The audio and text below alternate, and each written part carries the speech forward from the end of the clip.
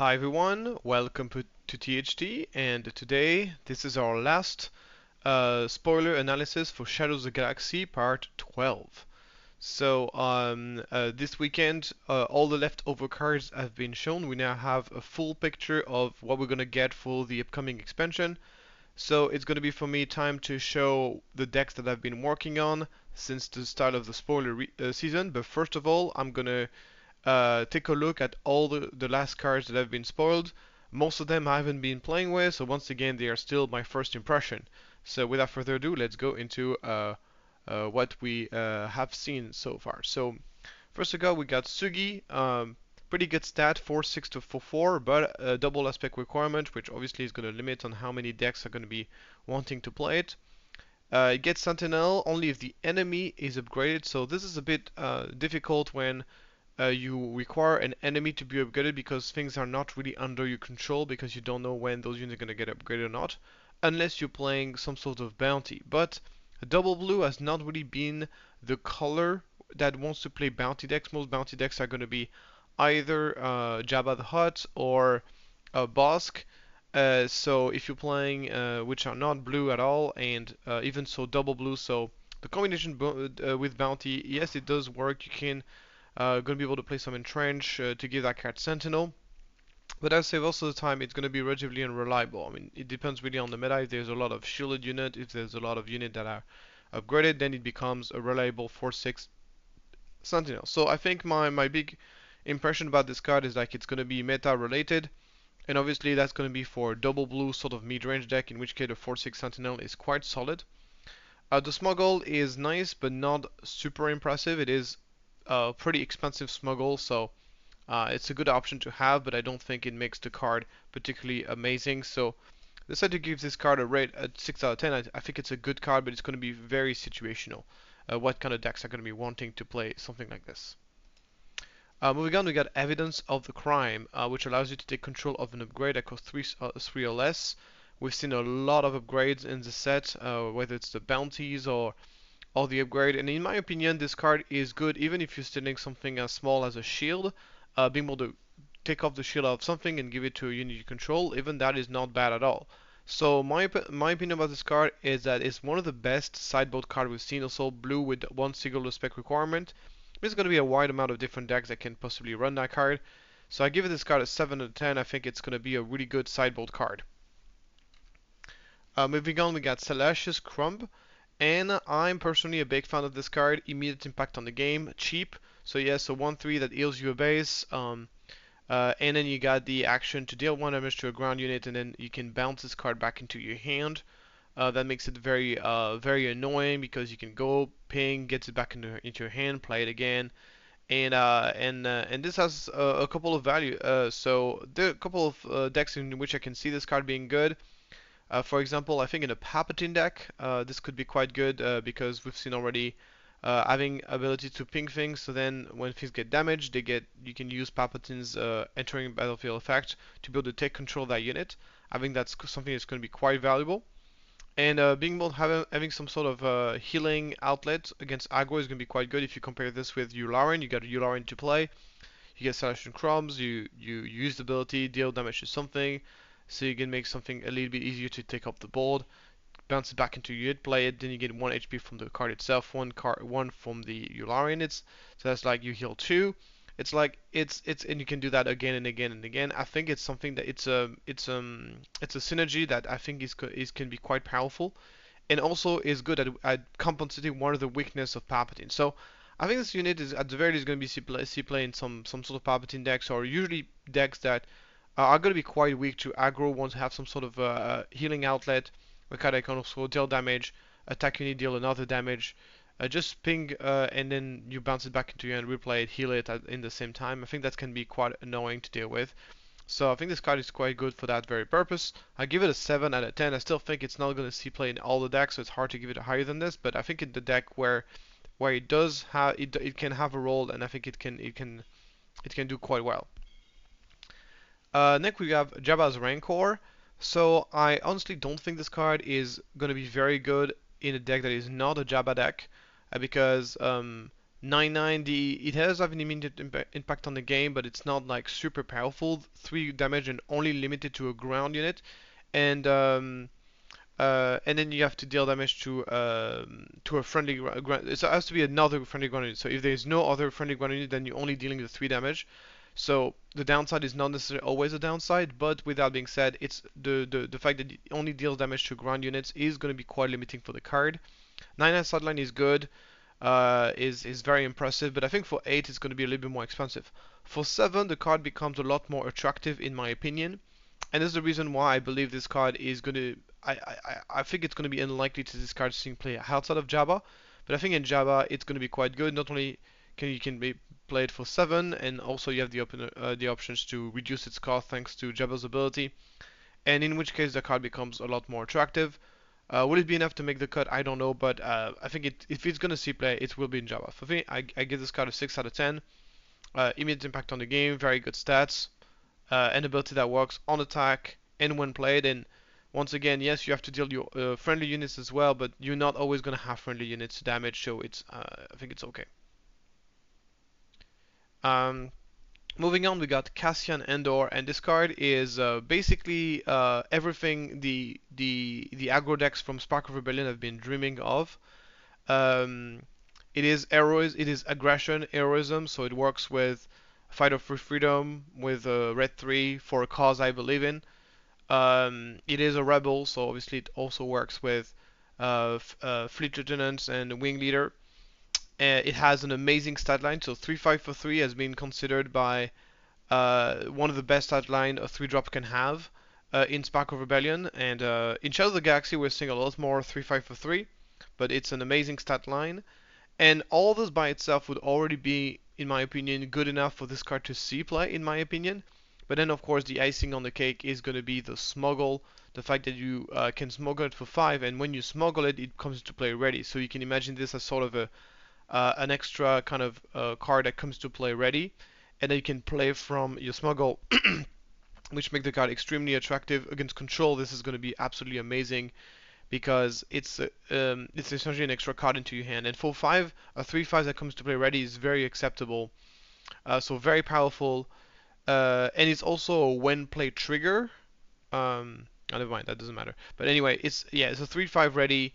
For 5 is just very solid, and the option to play, of course, on turn 2 as a 3/5. All the keywords, all the traits, all the relevant aspects. I think this card is exactly what it's a huge upgrade to all the red white aggro decks, especially the one that play rebels. It's a great card. Nothing negative to say about it. I give it a 10 out of 10. It's gonna see play 100%.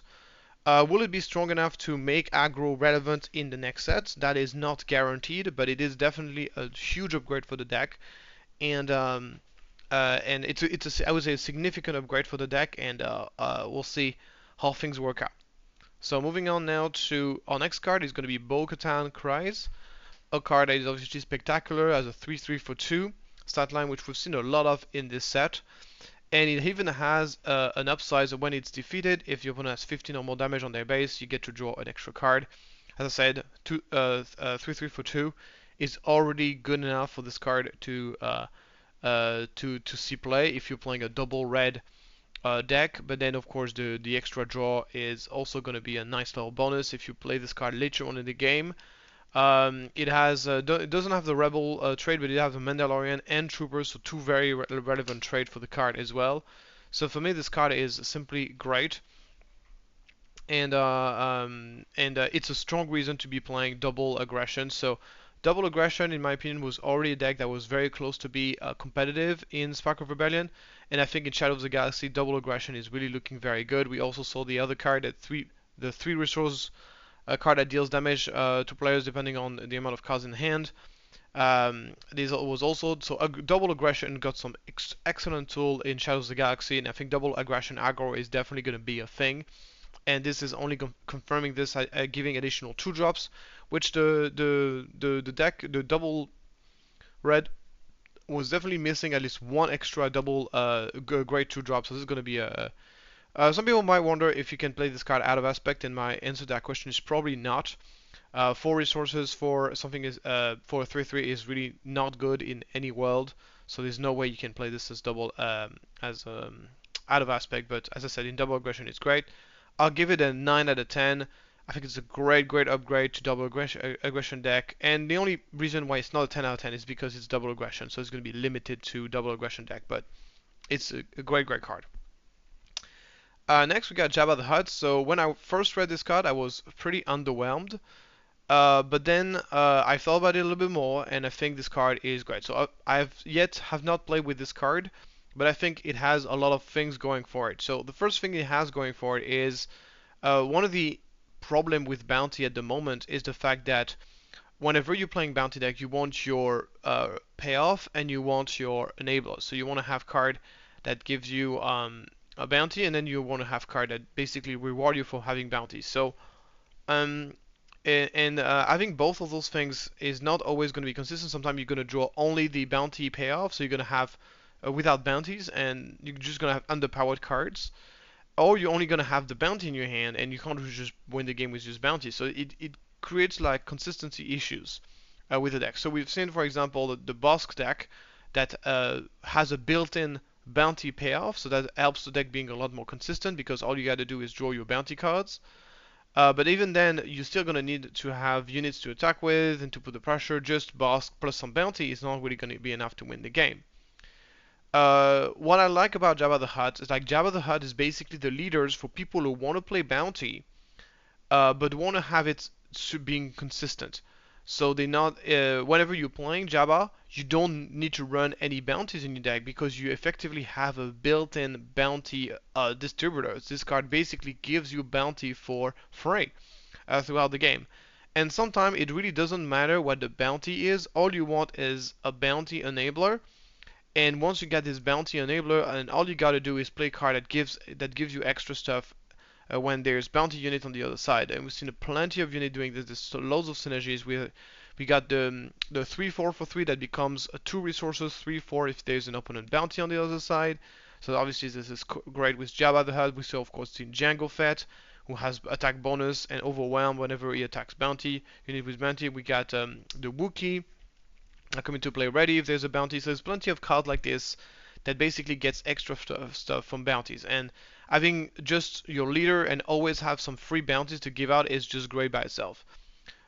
Even though the effect is a little bit hard to use because obviously it only basically will disappear at the end of the round, which you have to play the bounty and then have a way to kill the unit. And usually you want to kill unit as your first action. So the bounty is a little bit hard to collect, but I don't even think that's really that big of a deal. However, when you do collect the bounty, the effect is quite nice, making the next unit you play cost 1 less, can be very powerful. So I think the leader's ability is very good. So now let's talk about the leaders a little bit. So the leader is quite expensive, comes into play at 7, and the stat line is a little bit awkward, 2 to 12, very hard to kill, but 2 attack really doesn't do a whole lot. With that being said, Jabba does have a when deploy ability, and I think when deployed abilities on leaders are very good. The ability to basically get rid of a unit for free as Jabba the Hutt comes into play is very strong. So obviously it's not dealt with forever, it is only captured. And it doesn't work on leaders, so there's a couple of things, but even if you manage to get rid of units just for 1-2 turns, that's already something that is quite valuable in my opinion. And then the bounty ability becomes even more powerful as you get to reduce the cost of a unit by 2. Not only that, it also comes. You have to exhaust Jabba to be able to use that ability, but Jabba has only 2 attacks, so you're not really missing out on much by doing so. So overall, I think Jabba is quite interesting. Of course, the biggest asset of this card is the ability to be running all those bounty payoffs without needing to actually put bounties in your deck, making your deck a lot more consistent because now all you gotta do is draw the payoffs and then the rest of the deck can just be very solid green-black cards. So yes, it is green-black. It is expensive, but it has an immediate impact on the game that as it gets deployed. Sorry, and the green-black will help play Jabba the Hutt earlier in the game because of all the ramp that is going on. So I think it's a good card. I give it a 7 out of 10. Moving on, we got Frozen in Carbonite. And this card is basically kind of a no good to me dead, but kind of permanent. It doesn't work on leader, which is kind of a big deal, and it does cost 3. Um, and obviously the fact that it's an upgrade means that there's ways to destroy upgrades. One of my prediction for this set is like upgrades are going to be much more powerful, and because it's going to be so many upgrades and so many archetypes that are based on upgrades, therefore upgrade removals are going to be a lot more powerful. So we didn't get any new very powerful upgrade removals, but Spark of Rebellion already had some powerful anti-upgrades. So we have obviously how's it called? Fang Fighters. We had Confiscate, which is I think quite good, like just upgrade for to remove an upgrade for 1, accessible to everybody. So the fact that we had so many good anti-upgrade cards in the set 1 means that those anti-upgrade are going to be very popular, and I'm afraid that Frozen in Carbonite is going to suffer from this, that just because there's just going to be so many good upgrades. But the good thing is that even if your opponent does get rid of it, you still do manage to exhaust a unit and force a card from of your hand to get rid of it. So it's not like a complete disaster. And often you'll be able to keep a unit ready for exhausted for at least a couple of turns. So kind of see this as a kind of a no good to me. That so in my opinion, decks that are tempo decks are going to prefer to run no good to me dead because of the fact that it is cheaper and it works on leader. But I think that a control deck, the ability to exhaust a unit for a very long for indefinitely, especially if the person does not run any upgrade removal, which will happen especially in the main deck.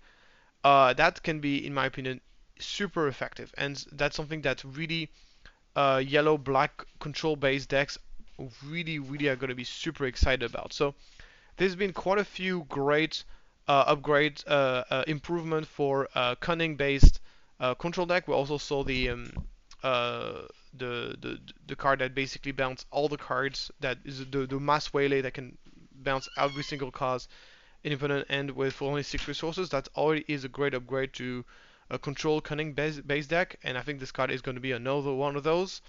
So I give it this card a 7 out of 10. The only thing that prevents me from rating this card higher is the fact that we've seen so many anti-upgrades. And I think we're going to see a lot of anti-upgrade set, and that's going to limit the impact of this card. Moving on, we got Privateer Skyke.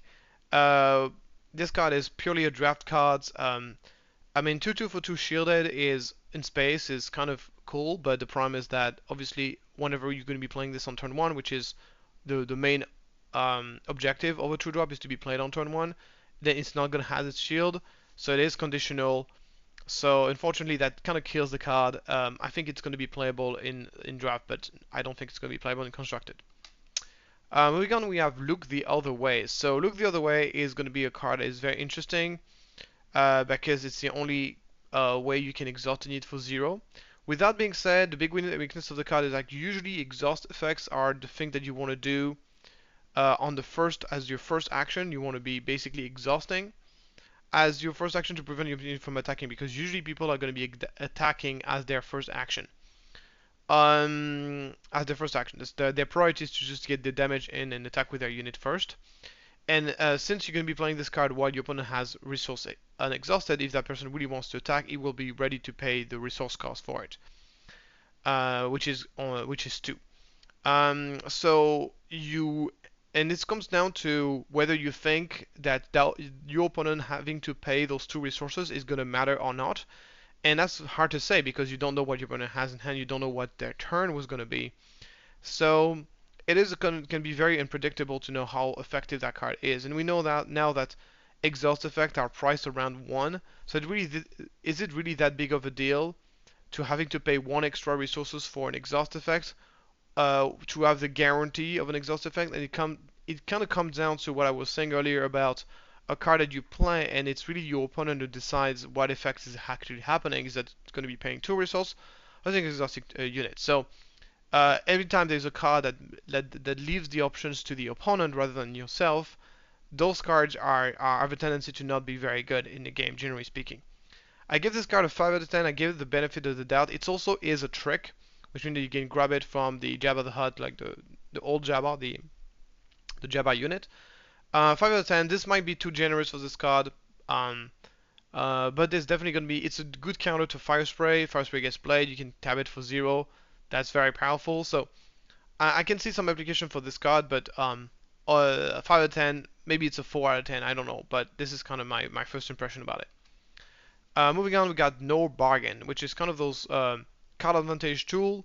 We got mission briefing that draws you through for 3. This one, discard opponent card and draws you a card, so it's the same amount of card advantage for the same price. Discarding a card is often it's can be slightly better because you can time it to discard the last card your opponent hands and therefore discarding the best card of their hand most of the time. But you have to time it very properly. I don't think this card is really good enough to see play in Constructed. Some control decks wanted to have some sort of ways to do card advantage, like they have to play stuff like I Am Your Father to be able to draw a card, but I don't think No Bargain is the card that you're really looking for in a control deck, simply because whenever you're playing a control deck, one of the ideas is to make the opponent removal useless, and by having a card that makes your opponent discard a card, they can just discard one of the removals that he has, and then you would have much rather draw a card rather than making your opponent discard a card that were useless anyway. So it's kind of like I'm a bit on the fence on this card. I don't think it's unplayable, but I think it's unlikely to see a lot of competitive play. The fact that it is black instead of being red is going to make it a little bit easier to jam it in different decks, and maybe there's some sort of discard deck that are going to be wanting to see that to play that card, even though maybe in a fifth, fourth throw deck with some discard that could be good. But yeah, 4 out of 10 for now. Maybe it's worth more. Next we got Val, a card that is quite difficult to rate because very unusual fast stat, 2/4 for 2. But then she has the bounty effect. When she dies, deals 3 damage to a unit, so that's one of your own unit. And then she also has a when defeated effect, gain 2 experience token to her friendly units as well. So she does some positive and negative when she gets defeated. And the active player chooses the order in which Val's ability. So that means if your opponent kills Val, you're going to be able to. Your opponent will choose whether the 3 units first and then the 2 experience comes out. And if it dies during your turn, then you get to decide which thing's happening first.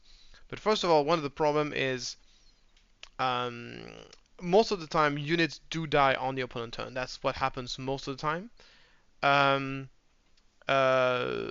Unless like obviously there's gonna be a situation where you're gonna be able to decide when she dies, but most of the case it's not gonna be the case. Most of the time you will decide, and very often he's gonna choose 3 damage, kill a unit, and then you don't give experience to anything, because then the only unit you could have put experience in is end up gonna be dying.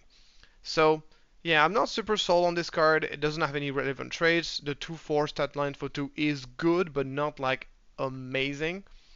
I think you could make like a 2/4 for 2 vanilla in this game, and it wouldn't be like super broken. It would be good, but it wouldn't be like crazy good. Like I would have still maybe prefer, like in a lot of situations I can prefer like a 2/2 shielded than a 2/4 for 2. But then once again, the ability I think is more of an upside, of a downside is an upside. So yeah, I'm not super sold on this card. There's been some synergy with the fact that you can deal damage to your own unit and give experience, and then you can play like it binds all things to heal it, and so there's some interesting things going on with that. But I'm not sure force decks will want to play something that doesn't have the 4th trait. So I'm not super sold on this card. I give it a 4 out of 10. Then we got Hutt Henchmans. This card is mostly a draft card, very tough to kill, 4 health and shielded, but quite expensive.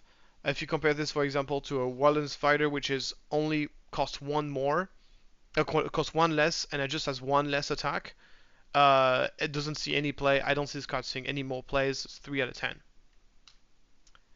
Super Commando Squad. This card is fairly similar to Honored Vigilant Guard. It's a 5-drop that has a Sentinel, but will lose its Sentinel as soon as it gets damaged for the first time, and that's kind of the same with Super Commando, but instead of having +2 health, it has a shield, and when it loses its shield, it gets Sentinel.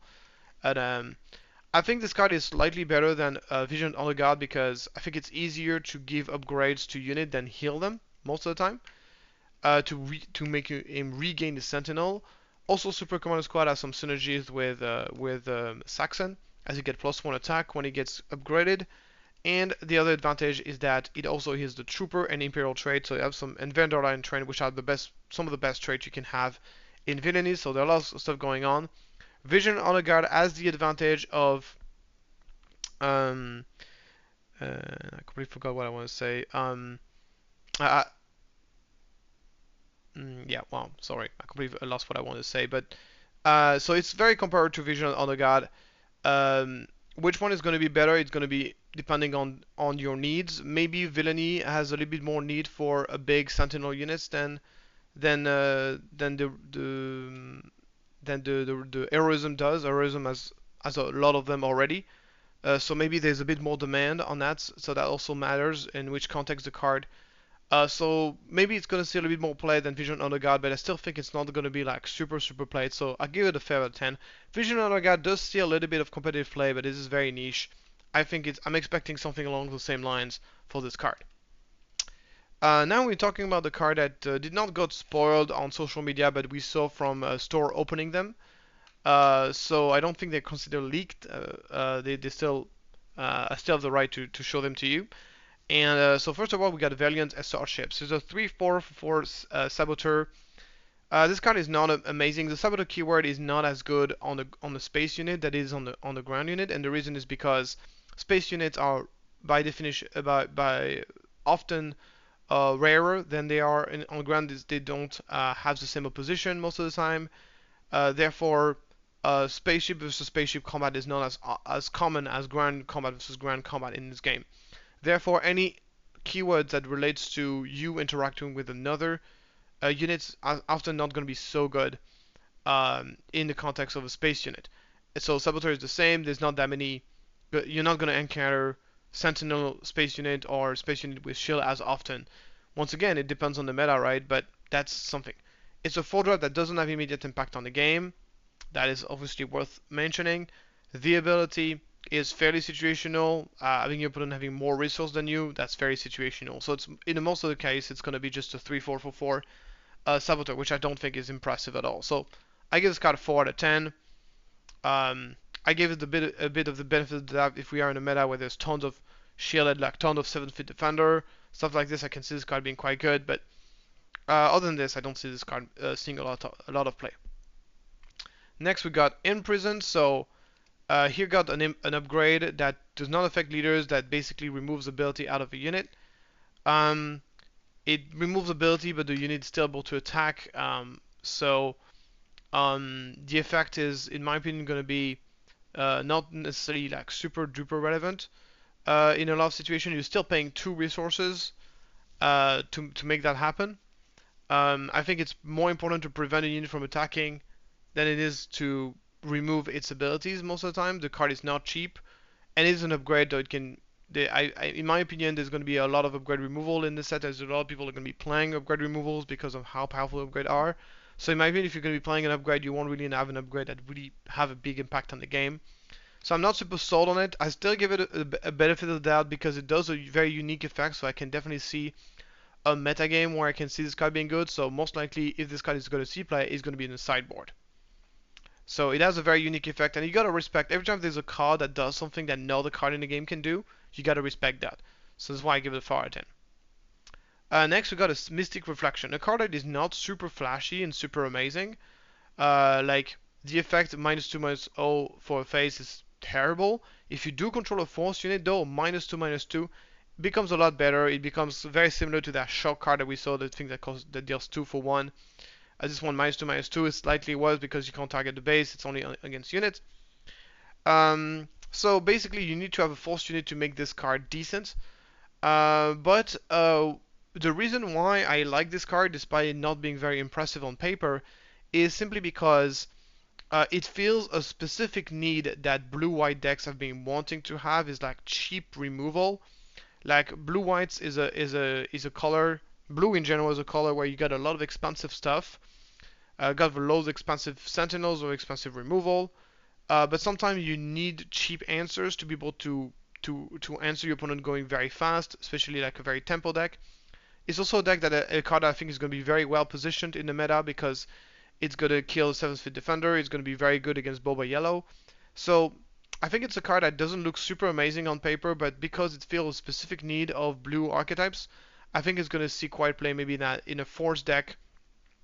I can see this card being played in a Shirut deck, or like in a blue-white kind of a blue-white Jedi deck, being an extra like cheap removal that's going to help you stabilize against aggro or against Boba, that kind of thing. So it's going to be a meta-dependent card. I give it a 6 out of 10, but I think it's quite playable. Next we got Enforce Loyalty, and I think this card is going to be my second 0 out of 10. I think this card is very strange in its design. We saw Mission Briefing that draws you two cards for 3 resources. This one costs only 1 less resources, but has 2 massive obstacles. The first one, you got to defeat your own unit to be able to play it, and the second problem is like it's a double command requirement. So I honestly don't understand the design of this card. I don't understand why it costs 2. I think this card should be costing 1, if not 0. I think if it was if it costs 1 with only 1 aspect requirement, I think it's fine. I think if it had a double aspect requirement, then you have to make it cost 0. I think to kill your own unit is obviously a pretty massive cost. I mean, obviously you're gonna have some synergies with Super Laser Technician, killing your own unit and all that stuff. But there's plenty of ways to kill your own units in this game, just attack into your enemy unit. So it's not like in this game you really need of sacrifice outlet, unless they're very powerful. And unfortunately, this one is just a 1 resource discount over a card that sees a 0 play, which is Mission Briefing. So yeah, I don't really understand what happened here when they've designed this card. But yeah, it is not good. Even in a dedicated double, the double command aspect requirement is going to make this card even more difficult to play than it would normally be. And even in a double command, I don't see this card being any good. We've seen this kind of like sacrifice kind of theme going on, but so far the card that fits in that archetypes have been very underwhelming. So I could be wrong on this card, but I'm pretty sure that at least at the moment it is a 0 out of 10. Maybe it's going to grow better later on, but even then, as I said, it's only a 1 resource discount over Mission Briefing, so even in a world where drawing 2 cards and sacrificing unit is good, the discount in price that you get is really not that impressive. Then we got a card literally called DJ, which is very unfortunate because there's the Super Laser Technician that everybody calls DJ Laser already, so now we're gonna have to find another nickname for Super Laser Technician. Anyway, this is one of these other 3/5 resources for 3, which has been a stat line which was extremely rare. Ideally, the only unit with that stat line in Spark of Rebellion would be either Boba Fett Disintegrator or the Emperor Rose Guard when you're playing Palpatine. And this was considered to be the best stat line a 3-drop can have. And now we're seeing multiple units with that stat line, which is honestly very impressive. This one does not really have any upside, just a 3/5 for 3, but it can be played in any cunning deck, which is quite impressive. And it does have a smuggle. The smuggle cost is outrageously expensive, but quite powerful. Take control of an enemy resources, as long as the DJ stays into play. I think the smuggle is very expensive, but I think against control, this could be good. If you're playing a double cunning deck, and you're playing against a hard control deck, you might like the smuggle of this because it will intervene right before your opponent has access to Super Laser Blast. So Super Laser Blast comes at 8, so you can literally play that DJ, confiscate a resource from your opponent, and therefore delay even more the Super Laser Blast that might come out. So I think this card might be very good, specifically to deny the opponent access to Super Laser Blast against control. Or maybe against like super big ramp deck. But ramp deck usually will be able to get into your 8-7 resources realm before you get to play the DJ because they have all those ramps. So if you're playing it, I think really specifically against hard control is really specifically where I see the smuggle come into play. In most other cases, its card is going to be a 3/5 for 3. Is it better than Boba Disintegrator? In my opinion, it is not. At least in a cunning villainy deck. I think the ability of Boba Disintegrator is going to be far more valuable. However, of course, this is only single cunning, so you can see this being played in an heroism deck. People are going to be wanting to play that card in heroism as a good 3-drop, and it's going to be, I think it's going to see a bit of play. So, and maybe it's going to be a sideboard card against control even in double cunning. So I still believe that just the 3-5-4-3 by itself is already playable, and the fact that it has an upside is only a bonus. So I give this card a 7 out of 10. Moving on, we got a card called Commission. This card is very interesting. This is a purely like it's really like a quality card that it researches your deck for a specific thing. It's almost like a tutor because it goes 10 card deep, finds bounty hunter items in transport, and really what is really great about this card is the smuggle. The fact that you can play this card for smuggle, and you don't even do you literally do card advantage when you do this because you play this for 3, get the card. So you got and you didn't spend a card to play this because you played as a smuggle card. So I don't think there's a use for this card yet, but I could be completely wrong. But I think this card is going to be amazing if there's any combo that and one of the combo pieces is going to be either an item, a transport, or a bounty hunter, and you're going to be wanting to. There's a combo based on one of those 3 traits. This card is going to be an absolute beast in that very specific instance because obviously it digs very deep, can be smuggled. I think it's going to be very good. So I think this card has a lot of potential. So I gave it a 6 out of 10. Obviously, this card is very dependent on whether or not there's going to be bounty hunter item and transport that's going to be part of a combo, um, or like a very specific card you want to find. So it's very hard to tell how playable this card is going to be, but I think it has a lot of potential. So I give it a 6 out of 10. Then we want one of those 2/3s for 1 that have pretty good stat for price, but I have a bounty that draws you a card. I found this card to not be super good because I just think that 2/3 stat line is going to be a pretty bad stat line in this expansion, even more so in this expansion than it was already in Spark of Rebellion. Because in Spark of Rebellion there were only 3 real 3/3 for 2, the A-Wings, the Battlefield Marine, and the Sabine. Now there's going to be a lot more 3/3 for 2s, making 2/3s are even worse. And I think given Antagonize is no exception. Yes, it is cheaper, but you get to draw a card. The Saboteur keyword is not super relevant on such a weak body. So yeah, not a big fan of that card. I give it a 3 out of 10. Next, we got Enticing Reward. So one of the big weakness of Cunning Control right now is that you got a lot of cards that are really good at buying you some times. Like for example, you play Waylay, you play No Good to Me Dead, and those are really good assets to have in a control deck. But the big weakness that they have is that those cards kind of do cards advantage, and whenever you're playing control, you do not want to run out of card. You want to be able to make card advantage.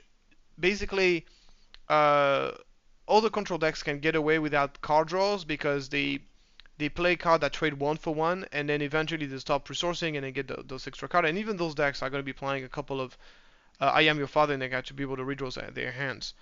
But really, in yellow, you do make a lot more card disadvantage than you do in the traditional control decks, and this has been a big problem for control cunning.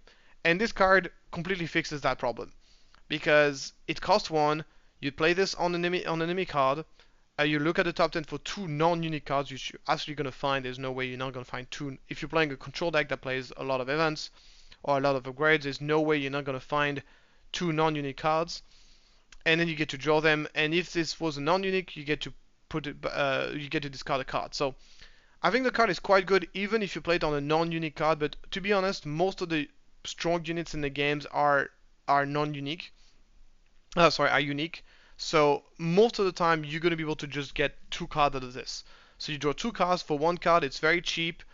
Very easy to collect the bounty because all you gotta do is use a removal spell. You're a control deck, so you're supposed to get that. It also gives you quality card because it digs very deep, and you get to find you. It's gonna find you it gives you more chances to find a super laser blast. It's gonna like the vigilance, all the important cards of your deck that you need to find. You're gonna find it. You're gonna make it easier to find. So I think this card is really what's gonna put this card combined with the mass waylay that we saw earlier, the evacuate. Those 2 cards, in my opinion, are gonna be the 2 key cards that are gonna make Cunning Control a much stronger archetypes in Shadows of the Galaxy. I gave this card a 7 out of 10 because obviously it's quite specialized. I mean, you can also use this card in kind of a bounty yellow decks as well, but this is really the deck that really makes me really control decks are going to be happy with this card for sure.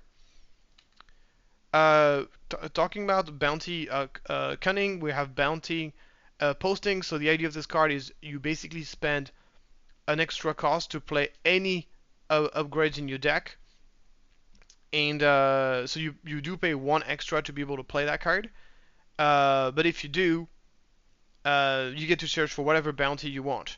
So it's very, very flexible. You can do like a bounty toolbox where you got a couple of bounties. We got like one of each, and then you can get what bounty you want. This card is going to be an absolute auto include in any bounty-based deck that runs yellow, because it's basically extra copies of bounty, but that's the best bounty you want. So obviously you have to pay an extra resources to get there, to get it and play at the same time. But I think it's well worth it because you get the selection of the bounty you want. So I think it's very solid. I give this card an 8 out of 10. It is specialized, so I can't give it a higher grade than this, but it is a very, very, very cheap tutor for bounties, and I think there's been quite a few good bounties. So I think this card would be better if it was if it was not in yellow, because I think the best bounty decks are gonna be red and green because of Bosk, and because the strongest bounties we've seen are in green. But we've seen a couple of strong yellow bounties, so we'll see how it goes. I think this card is very solid. Moving on, we got Jetpack. Yeah, I think I'm gonna repeat the same thing as earlier about upgrades. I think in order to see play, the upgrades in the are gonna need to be very powerful to see play, and I don't think Jetpack is one of them. The plus 2 attack bonus for 2 is not super impressive. You give a shield, yeah, but it's only for one turn. Um, it's only for one turn. You play so your opponent can just wait it out, and so you need to have a way to spend that shield on something like trading with a unit, and you're not always gonna have that. The small gold cost is quite expensive because you're basically doubling the price of the card to play this for small gold cost. It also doesn't work on vehicles, so I'm not very excited about this card. I think it's 2 out of 10. I think there's gonna be there are far better upgrades in this set. Next we got a Gamemore and Retainer. I like this card in notably in a mono green deck. I think mono green's 3/2 stat line is going to be quite an important stat line in this set because of all the 3/3s we've seen. Mono green had this weakness of not having any unit with any 2 drops with 3 attack. This problem is now solved with Gamemore and Retainer, and the fact that you play mono green means that it's going to be very easy to turn the Sentinel on. So I think this card is quite solid in a mono green. In a double green deck, I don't think double greens is a particularly strong archetype though. That's why I cannot justify giving higher rate than just a 5 out of 10. But it fills the needs, and if you're looking for if you're playing a lot of green cards, even I can see this card being a replacement for Viper Probe Droid if you're playing a lot of green cards, because it's a Sentinel, right? So it has the it can get Sentinel relatively easily, and the Stretcher sideline is going to be relatively well positioned against all the 3/3 for 2s that are going to be in the meta. Then we got Twin Pod Cloud Car. This card is pretty terrible. 2/2 for 3 stud line is horrendous, even in space. Restore 2 is nice, but doesn't justify such a horrible stat line. Can be played anywhere, but I don't think it's good enough to see any constructed play. It's a 1 out of 10. Next we got Wanted Insurgents. And this card is quite attractive. 4/4 for 3 with a relevant trait here, a rebel trait. I think is pretty solid. Like obviously it has the bounty effect, but 2 damage to a unit is not the end of the world. Most units in the game have 3 health. So if you're running a deck that doesn't run any unit with 2 health, then the bounty is not really that big of a deal, and a 4/4 for 3 is definitely a very impressive stat line. I said it before and I say it again, 3 drops in this set are absolutely out of control. There's so many strong 3 drops in this set. And I think Wanted Insurgent is one of them. I give it a 6 out of 10. I think in some aggro decks, maybe some double red aggro deck is going to see some play. Maybe it deserves a 7 out of 10. I'll give it a 6, but it might deserve a 7. Next we got Principled Outlaw. This card is not great. No immediate impact on the game for 4 drop. The exhaust effect is going to be difficult to use because it only works on ground units. You need to be attacking. If your opponent has initiative, he's going to attack first. The 4/4 sight line is not good, and the smuggle is expensive. So it's a 2 out of 10. I don't think it's going to see any constructed play. Then we got Liberated Slave, another 3/5. This time the common rarity, which is pretty impressive. 3/5 for 3, as I said, is just a very good stat line. It has tons of trade, a Wookiee, Troll-Egg, Droid, Fringe. Those trade not super relevant right now, but might be relevant later on. No abilities, and but I think this card is quite good. I think if this was printed in Spark of Rebellion, you would have seen quite a bit of play. But we've seen a lot of other 3/5 for 3 in this set. For example, DJ, which is going to be the main competitor for this card. DJ is literally strictly better than this card because it's a 3/5 for 3 that has on top of this an ability that can be quite relevant. The fact that heroism, if you're running an aggro deck, for a cause I believe in, so an aggro deck might prefer Liberator Slave over the other one. I think it's a very good card. But unfortunately, there's been so many competition for 3/5 for 3 in the set that I don't think it's going to see as much play as we would initially thought. I'll give this card a 6 out of 10. Maybe it's worth a 7 out of 10. Then we got Desperado Freighter, a very simple card, a 5/6 for 5 in space. As we can expect from a card that is a vanilla card, it has some of the best stat line we've seen from Space 5 drops. There's simply no Space 5 drop that comes even close to this. I mean, there's a 4/6 for 5 with the blue one. So it's just an extra attack, but it doesn't have the ability to switch upgrades. I think it's unlikely that this is going to see constructed play, but it's not impossible if you're looking for, if you have some sort of synergies with vehicles. I think with a triple Dark Raid, would have loved that card, but unfortunately this isn't villainy, while this is an heroism card. So I give it a 4 out of 10. A 5 drop that doesn't have immediate impact on the game is difficult to justify. The only thing that makes me excited about this is obviously the stat line. So I don't think it's going to see a lot of play, but it's not impossible. I think it's unlikely to see play, but it does have better stat than the other space in the game, and maybe there's going to be some sort of deck that's going to want that. Anyway, that's it. I've given my first impression on every single card of Shadows of the Galaxy. Let me know if there's anything that I got wrong. In the set, there's really a lot of cards to cover. Some of them very different from anything we've ever seen. And I'm now super excited to finally having a full pictures on everything that's going on with this expansion, and I'm super excited to be building my first decks. As usual, my coaching schedule is going to be in the description below. Feel free to check it out if you want to get some coaching. And I'll see you next time. Bye-bye.